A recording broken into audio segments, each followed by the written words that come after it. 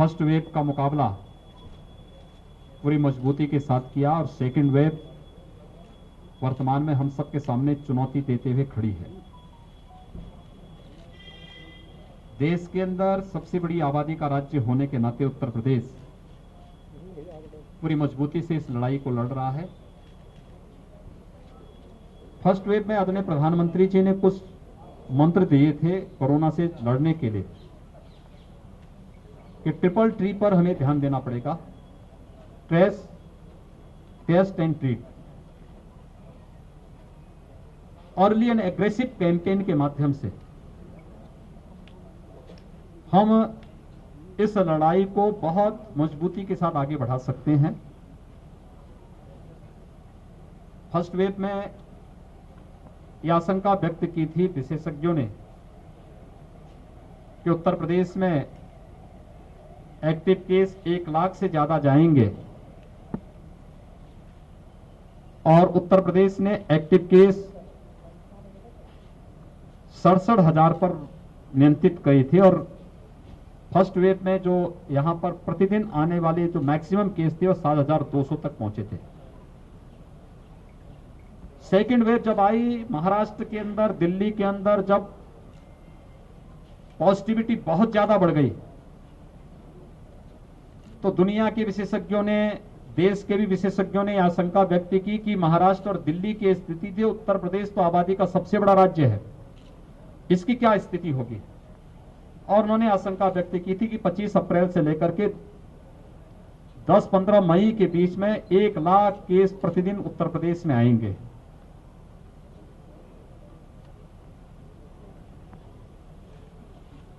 हमारी पूरी टीम ने, शासन ने, प्रशासन ने, जनप्रतिनिधियों ने, हमारे हेल्थ वर्कर्स ने, कोरोना वॉरियर्स ने, स्वयंसेवी संगठनों ने, आप सभी मिलकर के जो एक रिजल्ट दिया है, इसमें उत्तर प्रदेश के अंदर एक दिन में सबसे अधिक पॉजिटिव केस आने वाली जो तिथि थी वह थी 24 अप्रैल, जिसमें 38,055 केस आए थे। हमारे यहां जो सर्वाधिक एक्टिव केस जिस तिथि को पहुंचे थे वो 30 अप्रैल थी, जब 3,10,000 एक्टिव केस उत्तर प्रदेश में थे। और आज जब हम 16 मई में हैं, 16 मई को 24 घंटे में जो पॉजिटिव केस आए हैं वह आए हैं 10,600 और एक्टिव केस वह घट करके अब आए हैं 1,63,000 तक। यानी हम लोगों ने पिछले 15 दिनों के अंदर एक्टिव केस 1,47,000 से अधिक एक्टिव केस उत्तर प्रदेश के अंदर कम हुए हैं। Trace, test and test treat की इस मंत्र को अपना करके हम लोगों ने इसी कार्यक्रम को आगे बढ़ा करके इस दौर, यानी प्रदेश देश के अंदर सर्वाधिक टेस्ट करने वाला राज्य है। आज 4.5 करोड़ टेस्ट कर उत्तर प्रदेश अपना पूरा कर चुका है और ये एग्रेसिव कैंपेन इस दिशा में उत्तर प्रदेश के द्वारा प्रारंभ निरंतर चल रही है। पहला कोरोना पॉजिटिव जब यूपी में आया था तब हमारे पास टेस्ट की सुविधा नहीं थी। आज 2.5 से 3 लाख टेस्ट प्रतिदिन हम लोग कर सकते हैं। हमारे पास बेड्स नहीं थे। हमने फर्स्ट वेव में L1 फैसिलिटी के बेड की आवश्यकता थी, 1,16,000 तक उसे पहुंचाया था। L2, L3 की 23,000 तक हमने बेड्स पहुंचाए थे। लेकिन सेकेंड वेव में L1 फैसिलिटी के बेड की आवश्यकता नहीं थी, L2, L3 की फैसिलिटी की आवश्यकता पड़ी, तो हम आज 80,000 तक पहुंचा चुके हैं। फर्स्ट वेव में ऑक्सीजन की इतनी आवश्यकता नहीं थी, लेकिन सेकेंड वेव में ऑक्सीजन की आपूर्ति कई गुना ज्यादा बढ़ी। लोगों ने डिमांड की ऑक्सीजन की, जिससे पहली बार देश के अंदर ऑक्सीजन एक्सप्रेस भारत सरकार के सहयोग से चले। एयरफोर्स के जहाजों के माध्यम से ऑक्सीजन के टैंकर भेजे जाते थे, वहां से ट्रेन के माध्यम से मंगाए जाते थे। और आज हम लोगों ने हर जनपद में सरप्लस ऑक्सीजन तक उपलब्ध कराने में इस दौरान हम लोग सफल रहे हैं। लेकिन फ्यूचर की आवश्यकता को ध्यान में रखकर ऑक्सीजन आत्मनिर्भरता की दिशा से अकेले मेरठ मंडल के अंदर 35 नए ऑक्सीजन प्लांट लगाने की कार्रवाई वर्तमान में चल रही है, और जिसमें अकेले मेरठ जनपद में 10 ऑक्सीजन प्लांट वर्तमान में जिन पर या तो कार्य प्रारंभ हो चुका है या जिन पे कार्य होने जा रहा है, जिससे आने वाले समय में यहाँ के मेडिकल कॉलेजेज, हॉस्पिटल और सीएससीज में ज्यादातर को हम लोग ऑक्सीजन की दृष्टि से आत्मनिर्भर कर सकेंगे और बाहर से ऑक्सीजन लाने की आवश्यकता नहीं पड़ेगी। तो ऑक्सीजन कंसंट्रेटर भी हर एक जनपद को इस दौरान उपलब्ध कराए गए हैं।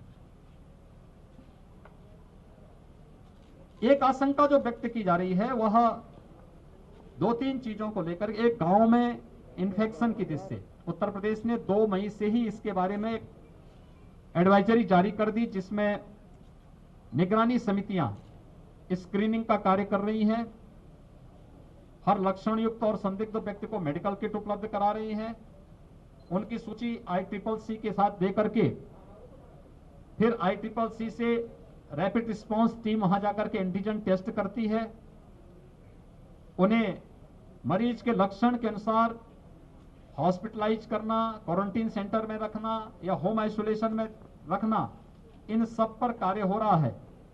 और एक एग्रेसिव कैंपेन वर्तमान में पूरे प्रदेश के अंदर 97,000 राजस्व गांवों की दृष्टि से लेकर के राज्य सरकार ने लिया है, और यह अभियान हमारी 60,000 से अधिक जो निगरानी समितियां बनाई हैं, जिसमें 8 से लेकर के 10 सदस्य निगरानी समिति में हैं और 12,000 नगरीय क्षेत्रों में ये निगरानी समितियां वर्तमान में कार्य कर रही हैं। इसके माध्यम से हम लोग ग्रामीण क्षेत्र में भी कोरोना के संक्रमण से बचाव के अभियान प्रारंभ कर रहे हैं। युद्ध स्तर पर इस कार्य योजना को आगे बढ़ाने का कार्य किया जा रहा है। इसके साथ ही पोस्ट कोविड पेशेंट भी हमारे सामने आ रहे हैं। ब्लैक फंगस से जुड़े हुए कुछ मामले आए हैं। कल ही राज्य सरकार ने ब्लैक फंगस के लिए प्रदेश के अंदर एक क्राइसिस मैनेजमेंट ग्रुप हम लोगों ने बनाया है, जिसमें प्रदेश और देश के चिकित्सा विशेषज्ञों को रखा गया है।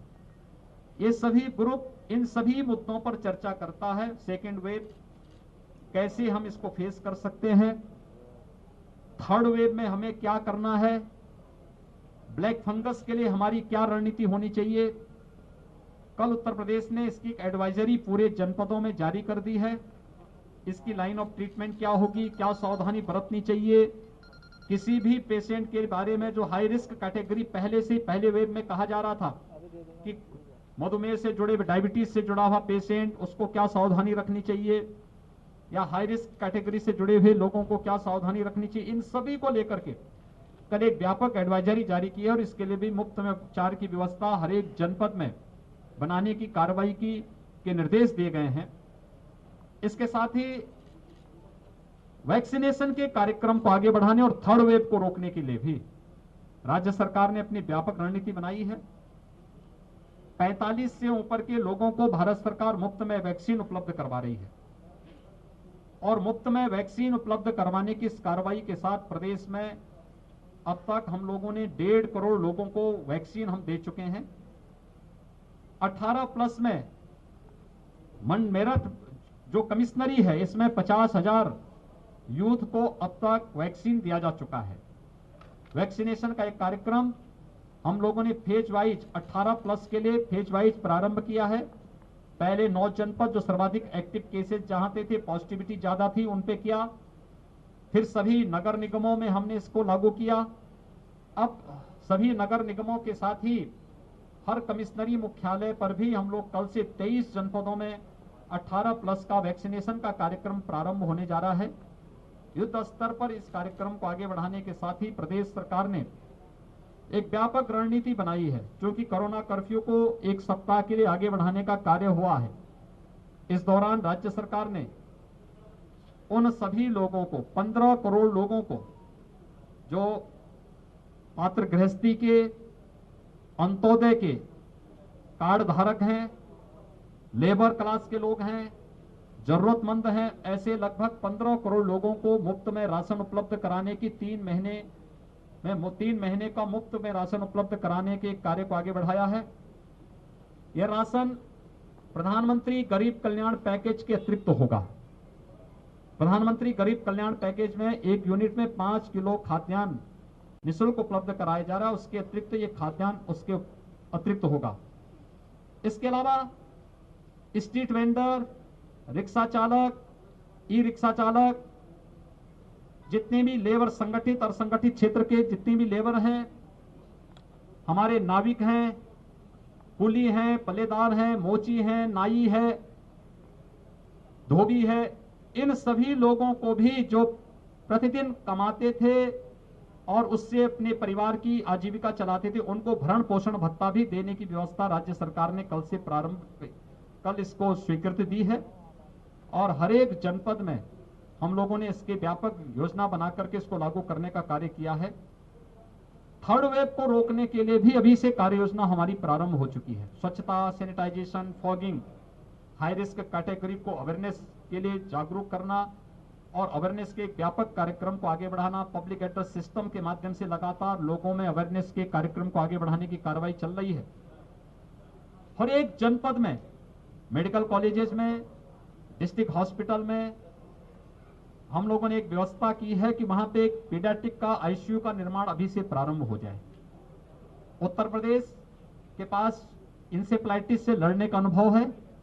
हम लोगों ने इसकी व्यापक कार्य योजना पहले से बनाई है। इंसेफ्लाइटिस में मौत के आंकड़ों को हम 95% कम करने में सफल हुए हैं और इस समय हम लोगों ने उसी तर्ज पर थर्ड वेव को फेस करने के लिए भी अपनी एक व्यापक रणनीति को आगे बढ़ाने का कार्य किया है।